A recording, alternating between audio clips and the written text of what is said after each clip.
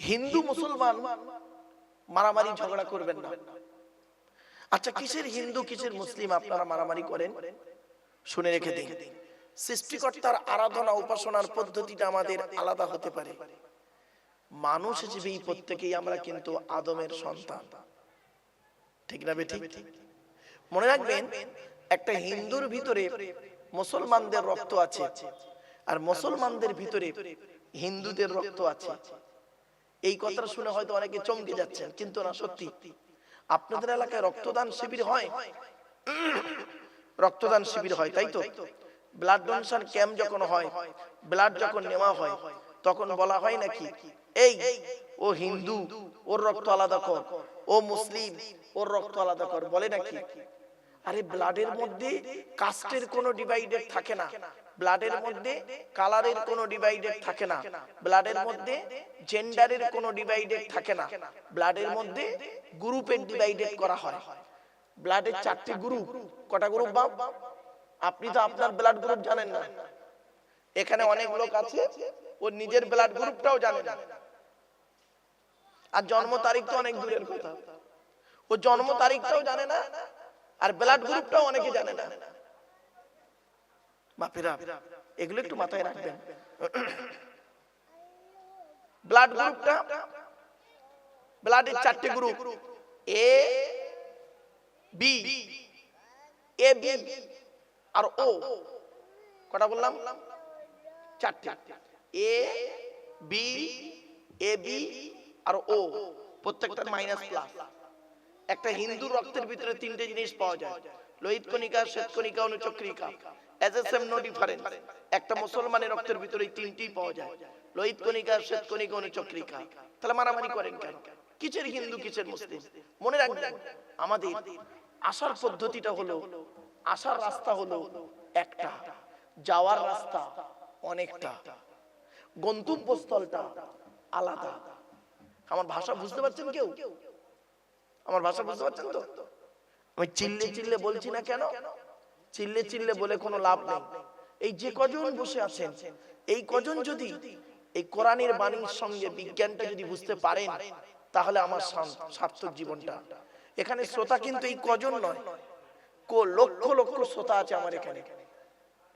এই যে মোবাইল গুলো দেখতে পাচ্ছেন না, মুরব্বীরা, এই যে মোবাইল গুলো দেখতে পাচ্ছ বাবা, এই এক একটা মোবাইলে খুব কম করে হলে 300-400 জন করে লোক শুনছে এখন দেখছে, আর এটা দেখবে। এবার গুণ করুন কতগুলো মোবাইল আছে। এই জন্য আমি কথাগুলো কেন বলছি, ভালো করে শুনে নিন। আমাদের আসার রাস্তা হলো একটা, তাই তো? কি বলতে পারেন? বাপের পৃষ্ঠ হতে মায়ের পেটে থেকে, তাই তো নাকি? যাওয়ার রাস্তা অনেকটা, অনেকটা কি কি? কেউ গলায় দড়ি দিয়ে মরে, কেউ অ্যাক্সিডেন্টে মরে, কেউ আপনার কি বলবো আত্মহত্যা করে মরে, কেউ আবার স্ট্রোক করে মরে, কেউ আবার বিভিন্ন অ্যাঙ্গেলে মরে। তাহলে যাওয়ার রাস্তাটা অনেকটা, গন্তব্যস্থলটা আমাদের আবার আলাদা। কেউ কবরে যায়, কেউ শ্মশানে যায়, কেউ আবার পানি কি বলবো বাঘের পেটে চলে যায়, কেউ বোমবাস্টিং হয়ে একদম পুরো চূর্ণ বিচূর্ণ পুড়ে ছাই হয়ে যায়, কেউ আবার গর্তে চলে যায়। মুসলমানদের নিয়মটা কবর দেওয়া, আমার হিন্দু ভাইদের নিয়মটা হলো পুড়িয়ে দেওয়া। আরো অনেক জাতি আছে, দেখবেন তাদের জিনিসগুলো দেখলে কল্পনা করতে পারবেন না। তাদের কবর দেওয়ার পদ্ধতিটা আলাদা, তাদের মাটি দেওয়ার পদ্ধতিটা আলাদা। এগুলো ভাববেন, মাথায় রাখবেন। চলো এবারে আসছি, সৃষ্টিকর্তা বলছে শোন, তো দেহের মধ্যে আল্লাহ বলছেন, তো দেহের মধ্যে 3টি জিনিস আলাদা, কারোর সঙ্গে কারোর কোনো মিল নেই। আমি একজন পুরুষ, আমি একজন পুরুষ, ইনি একজন পুরুষ, ইনি একজন পুরুষ। ওনারও যা যা আছে আমারও তাই তাই আছে, কিন্তু আমার 3টে আলাদা আছে, ওনারও 3টে আলাদা। ওনার 3টের সঙ্গে আমার 3টের মিল নেই। 1 নাম্বার হলো ব্লাড গ্রুপ, ব্লাড গ্রুপ আলাদা। ওনার ও পজিটিভ, আমার বি পজিটিভ। এগুলো ভাববেন, শুনবেন, এগুলো মাথায় রাখবেন। 2 নাম্বার কি আলাদা বলতে পারেন? কোরআনে আছে, শুনে নিন। এসব কোরআন নিয়ে গবেষণা কেউ করে না গো বাপ। আমরা কোরআনের আয়াত পড়ে মানে করে দিলাম, সুবহানাল্লাহ বলে দিলাম, এর নাম ওয়াজ নয়। ওই আল্লাহ পাক কোরআনে বারে বারে বলেছে তুই চিন্তা কর, তুই চিন্তা কর, আমার কোরআনকে নিয়ে চিন্তা কর। চিন্তা করতে করতে দেখবি আমি আল্লাহ তোর মাথাটা আমার কাছে নত হয়ে আসবে। 2 নাম্বার আলাদা হলো কি জানেন? আচ্ছা তার আগে একটা কথা বলি, আপনারা আধার কার্ড করেছেন? এই কি বলে, আধার কার্ড করেছেন তো? আচ্ছা আধার কার্ড করার সময় অফিসাররা আপনাদেরকে বলেছিল কি চোখটাকে বড় করে চান? বলেছিল? এবার বলো না কেন বলেছিল? কারণটা কি? এই কোরআনে লেখা আছে 1500 বছর আগে আল্লাহ বলেছেন, আলাম নাজআল লাহু আইনাইনি ওয়া লিসানান ওয়া শাফাতাইন ওয়া হাদাইনাহুন নাজদাইন। আল্লাহ বলছেন আমি কি তোদের দুটো চোখ তৈরি করি নাই? আল্লাহ বলছেন, জিজ্ঞাসা করছেন আমি কি তোদের দুটো চোখ তৈরি করি নাই? এই আয়াতকে নিয়ে গবেষণা চলছে সারা বিশ্বে, যে চোখের কথা কোরআনে কেন বলা হলো। গবেষণা করা, বৈজ্ঞানিকরা গবেষণা করে বের করলো পৃথিবীতে যত মানুষ এসেছে, যত মানুষ আসবে, আর যত মানুষ আছে বর্তমানে, কারোর চোখের রেটিনার সঙ্গে কারোর চোখের রেটিনার মিল নেই। জোরে বলো। আল্লাহ বলছে ওইটা দেখ, একবার আমাকে আল্লাহ বলে ডাক। এসব করেছি কেন? বুঝবে কারা? কারা বুঝবে এইসব কথাগুলো? মূর্খরা বুঝবে না। কোরআন বলছে ওয়াতিলকাল আমসালু নাদরিবুহা লিন-নাস ওমা ইয়াকিলুহা ইল্লাল আলিমুন। আলেমরা বুঝবে, জ্ঞানী লোকেরা এই সমস্ত জিনিসগুলো চিন্তা ভাবনা করবে। আর জ্ঞানী লোকেরা চিন্তা ভাবনা করে কাদেরকে বলবে? এই মূর্খ মানুষদেরকে বোঝাবে, তাদেরও চোখটা খুলে যাবে। এই জন্যই কোরআন এসেছে। এই কোরআন তেল পড়া, পানি পড়া, ওয়াজ করা, খতম করা, তাবিজ মারার জন্য শুধু আসে নাই। এই কোরআনকে নিয়ে গবেষণা করছে সারা বিশ্ব। America, London, France, Britain, Japan, Jordan, Germany ঠান্ডা ঘরে বসে বসে কোরআনকে নিয়ে গবেষণা করছে। কারা করেছে?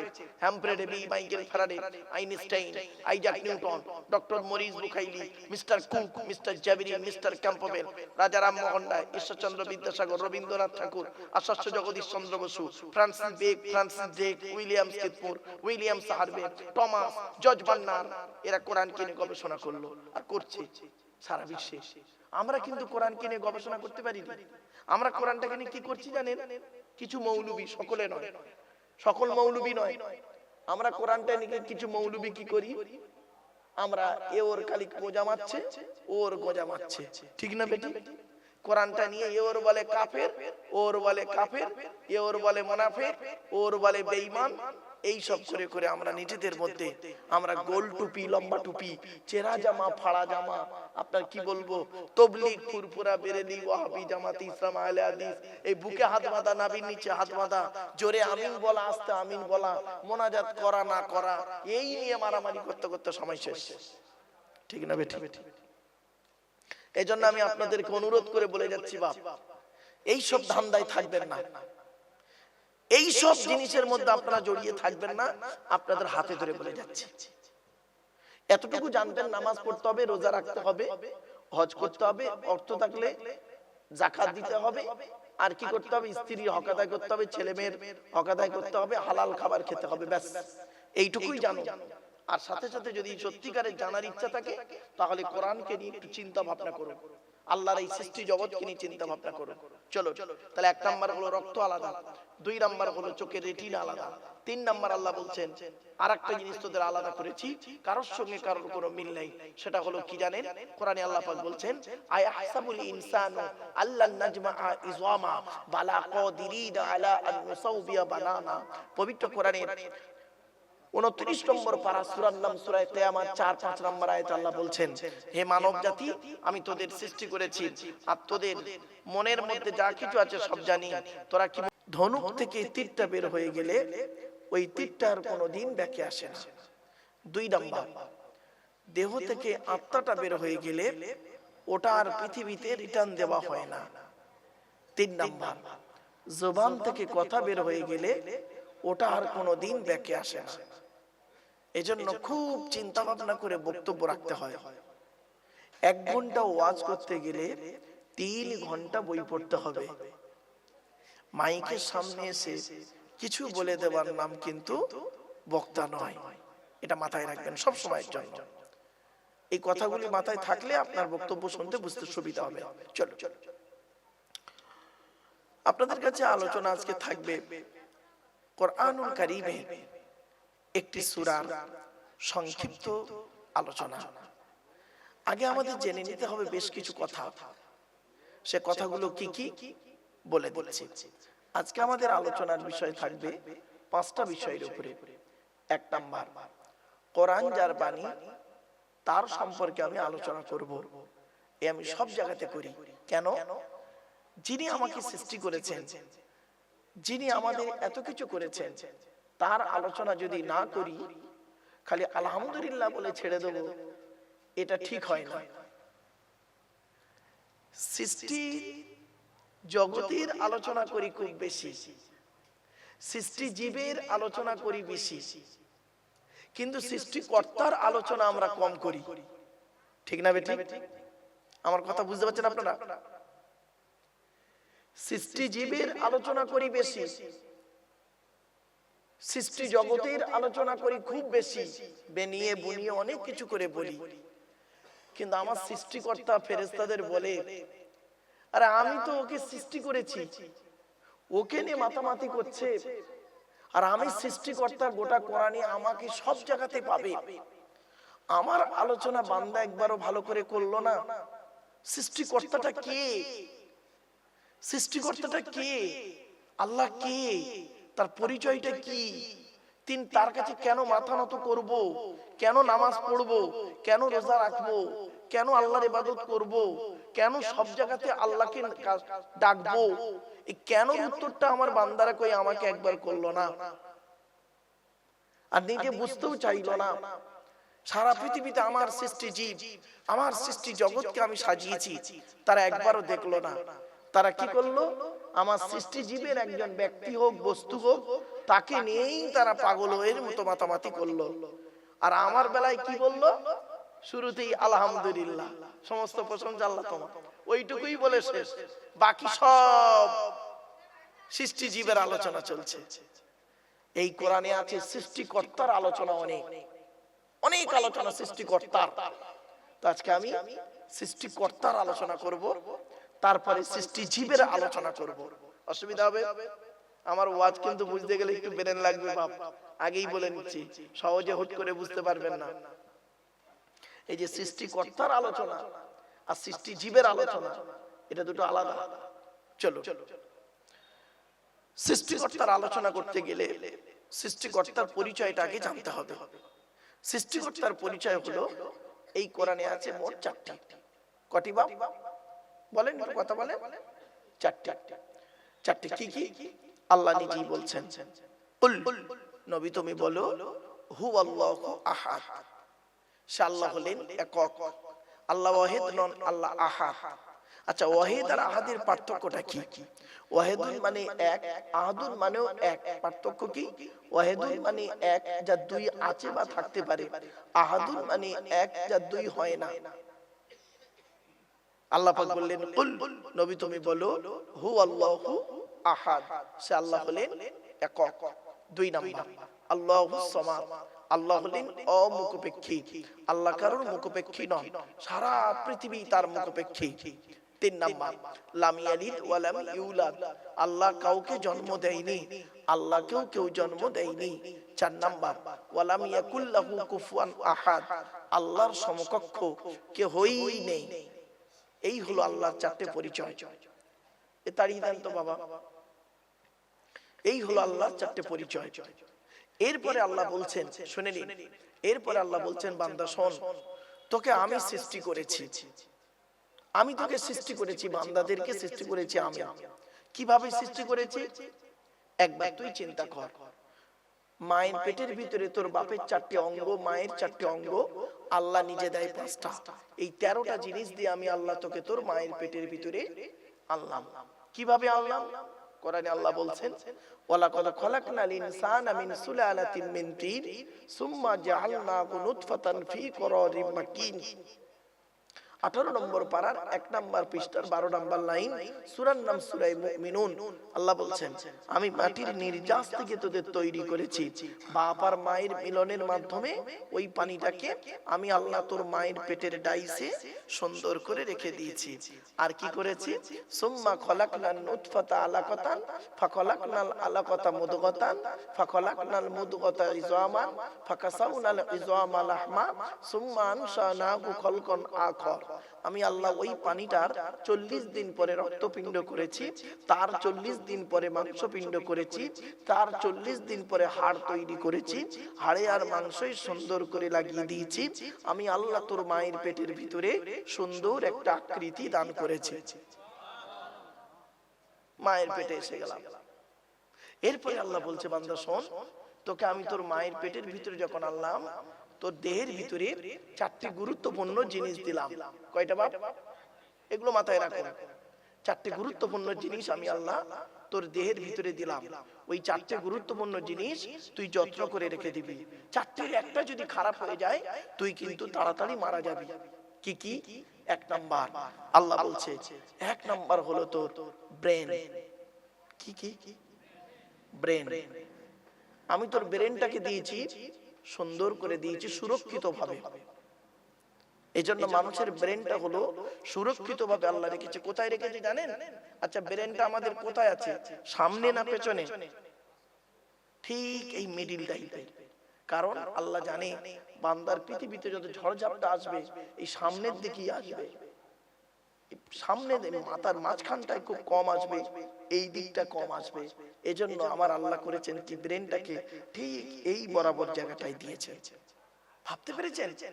আচ্ছা, গরুর বুদ্ধি বেশি না মানুষের বুদ্ধি বেশি? বলেন বলেন বলেন। কেন? কারণটা কি? আপনারা বলবেন মানব সৃষ্টিগুলো শ্রেষ্ঠ, এটাই বলবেন তো? ওটা ছাড়া তো কিছু খবর আমাদের নেই তো।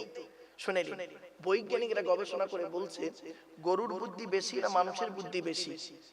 এই লাকাদ খলাকনাল ইনসানা ফি আহসানি তাকবীম, কোরআনের এই আয়াতকে নিয়ে বৈজ্ঞানিকরা গবেষণা করছে আমি আল্লাহ পাক মানুষকে তার মায়ের পেটের ডাইসে সুন্দর করে তৈরি করেছি, সুন্দর করে।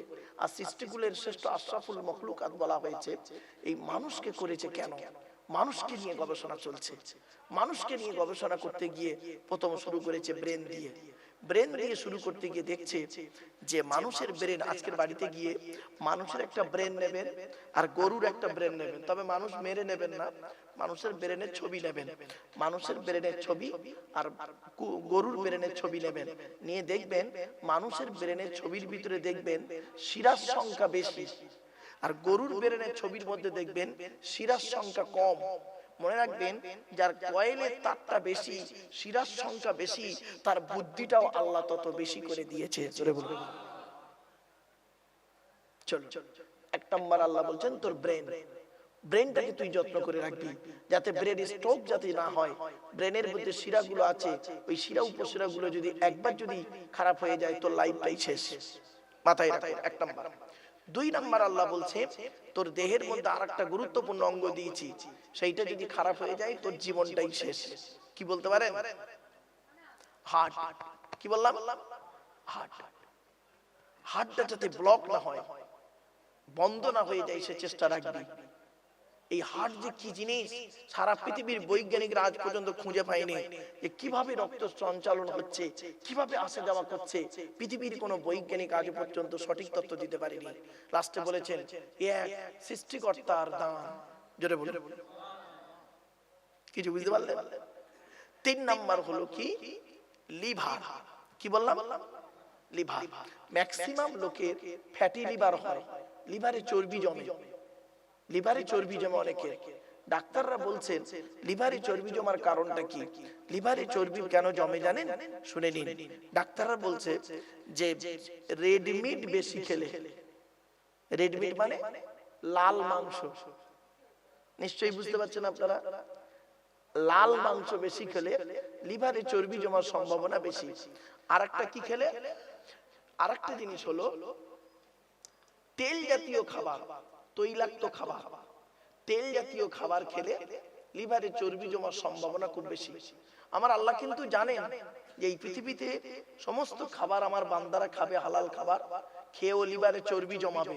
অতএব লিভারের চর্বিটা যাতে কমানো যায় সেজন্য পৃথিবীতে বিকল্প একটা খাবার তৈরি করেছে পৃথিবীতে। আপনারা বলতে পারেন লিভারের বিকল্প খাবারটা কি? এই জন্য বলেছিলাম আমার ওয়াজ, আচ্ছা টেনে টেনে বললে খুব ভালো হয় না?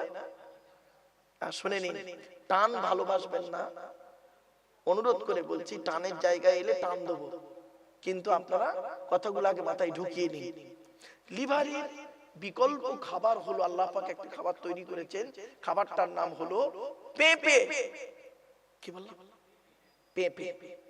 পেঁপে হলো লিভারের খুব মানে উপকারী খাবার পেঁপে।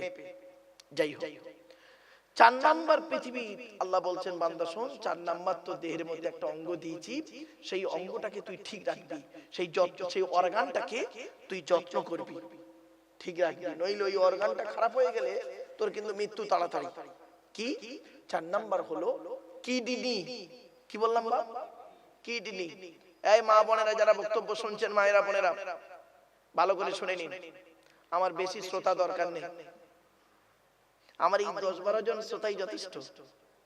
হাজারটা ভণ্ড শ্রোতার থেকে এই 10 জন শুননেওয়ালা শ্রোতার দাম আছে, ঠিক না বেঠিক বাবা? হ্যাঁ, এজন্য বলে দিচ্ছি 4 নাম্বার অর্গানটা হলো কি? সেটি হলো কিডনি। নবী বলেছেন তুমি পর্যাপ্ত পরিমাণ পানি পান করো। নবীর প্রিয় খাবার কি কি? আল্লাহর নবীর প্রিয় খাবারগুলো কি কি শুনে নিন।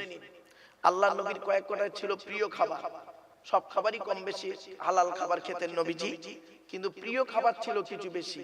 তার মধ্যে একটা হলো কি জানেন? স্বচ্ছ পানি। কি বললাম? স্বচ্ছ পানি। নবীজি পর্যাপ্ত পরিমাণ পানি পান করতেন, পর্যাপ্ত পরিমাণ পানি পান করতেন। 1500 বছর আগে নবীর এই সুন্নতকে নিয়ে আদায় করতে গিয়ে এখন বৈজ্ঞানিকরা গবেষণা করে দেখলো যে কিডনির সবথেকে, কিডনিকে সঠিক রাখতে গেলে পানি বেশি করে পান করতে হবে, ঠিক না বেঠিক? ডাক্তাররা কি বলছে?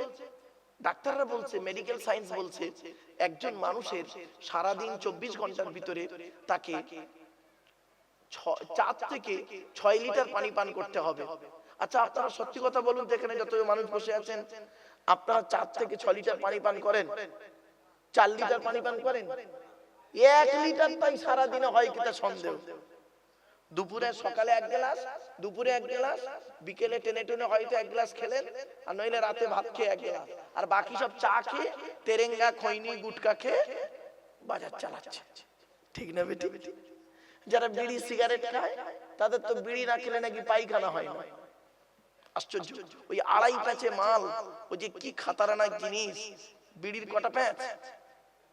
2.5 প্যাচ, মনে রাখবেন সব, বিড়ির 2.5 প্যাচ। ও 2.5 প্যাচে মাল যে কত খারাপ জিনিস এ মানুষ জানে না। কেন সিগারেট খায়? যারা সিগারেট খান আমি আপনাদেরকে অনুরোধ করছি, সিগারেটের বাক্সের সামনে দেখবেন একটা ছবি দেওয়া আছে, একটা ছবি দেওয়া আছে। কি সিগারেট? ওখানে লেখা আছে ইংরেজিতে, tobacco is injurious to health, স্বাস্থ্যের পক্ষে ক্ষতিকর। আপনি জেনে শুনে সিগারেট খাচ্ছেন। ক্যান্সারের ছবি একটা দেওয়া আছে সিগারেটের বাক্সতে, ঠিক না বেঠিক? আপনি খেয়ে যদি মারা যান ক্যান্সারে, ওই সিগারেটের কারণে ক্যান্সার হয়ে যদি মারা যান, আর আপনার জন্য একজন আলেম যখন দোয়া চাইবে, আল্লাহ আল্লাহ এর শরীর মানে গোরাজাবটাকে মাফ করে দাও, আল্লাহ এর কবরটাকে শান্তি দাও, অমুক দাও, তমুক দাও, আল্লাহ বলবে এই সিগারেট খেয়ে মরেছে আর তুই ওর জন্য দোয়া চাইছিস। ভাবতে পেরেছেন? মদ খেয়ে যদি মারা যায়, মাতলামি করতে গিয়ে মারা যায়, সেই মদ খোরের জন্য আপনাকে দোয়া চাইতে হবে। আল্লাহ বলছে কি রে, মদ তো হারাম জিনিস, হারাম খাবারটা খেয়ে মরে গেল আর তুই তার জন্য দোয়া চাইছিস। আত্মহত্যা করা হলো হারাম। শুনে নিন এই মা বোনেরা, ছেলেরা, যুবকেরা, আত্মহত্যা করা হলো হারাম। হারাম। রাসূল করিম সাল্লাল্লাহু আলাইহি ওয়াসাল্লাম বলেছেন আত্মহত্যা করা হলো হারাম। এই জন্য আত্মহত্যা করে যদি কেউ মারা যায়, তার জানাজার নামাজ কিন্তু মানে হাক্কানি আলেমদের পড়ানো একটু, অনেকের মতে একটু দ্বিধা আছে, একটু দ্বিধা আছে। কেন? যাতে করে ওকে দেখে 10টা মানুষ শেখে যে আত্মহত্যা করা হলো হারাম, এই যুবক ছেলেরা কি করে নিজের জীবনটাকে আত্মহত্যা করে দেয়, জাহান্নামী। খবরদার নয়, এগুলো মাথায় রাখুন। এই চারটি অর্গান দিয়ে আল্লাহ পাক তৈরি করেছেন। এরপর আল্লাহ বলছেন, বান্দা শোন, তো দেহের মধ্যে আমি আল্লাহ 9টা ছিদ্র দিয়েছি। কটা ছিদ্র বাপ? 9টা ছিদ্র। 9টা ছিদ্র কি কি? 2 চোখ, 2 নাক, 2 কান, একটা গাল, 7টা। আর সামনে আর পেছনে এই দেহের মধ্যে 9টা ছিদ্র আছে গো বাপ। এই 9টা ছিদ্রে যে কোনো একটা ছিদ্র দিয়ে আল্লাহ পাক আত্মা বের করে নেয় ফেরেশতার মাধ্যমে। কত মানুষ দেখবেন মারা গেছে, মারা যাওয়ার সময় দেখবেন পেশাব ফিরে ফেলে। কত মানুষ দেখবেন মারা গেছে, মারা যাওয়ার পরে দেখবেন পায়খানা ফিরে ফেলেছে। কত মানুষ দেখবেন মারা গেছে চোখটা চেয়ে আছে। কত মানুষ দেখবেন মারা গেছে গালটা হাঁ করে আছে। কত মানুষ দেখবেন মারা গেছে হাতটা খিঁচে আছে, কানটা খাড়া হয়ে আছে। কিন্তু মুমিন ব্যক্তি যারা, খাঁটি মুমিন যারা, যারা আল্লাহকে 100% বিশ্বাস করে, নবীদেরকে 100% বিশ্বাস করে, মুমিন ব্যক্তির আত্মাটাকে আল্লাহ পাক এমন ভাবে বের করে নেয় ফেরেশতার মাধ্যমে, ও বান্দা নিজেই বুঝতে পারে না। জোরে বলে, কিছু বুঝতে পারছেন আমার ওয়াজ? শুধু তাই নয়, এই 9টা ছিদ্র, এই 9টা ছিদ্র নিয়ে যদি আলোচনা করা যায়, কল্পনা করতে পারবেন না, ভাবতে পারবেন না। চলো, এরপরে আল্লাহ পাক বলছেন, তোকে তোর মায়ের পেটের ভিতরে আনলাম। একটা কথা আপনাদেরকে বলি, আমি সব জায়গাতে বলি, এটা এখানেও বলছি, অন ক্যামেরাতেও বলছি,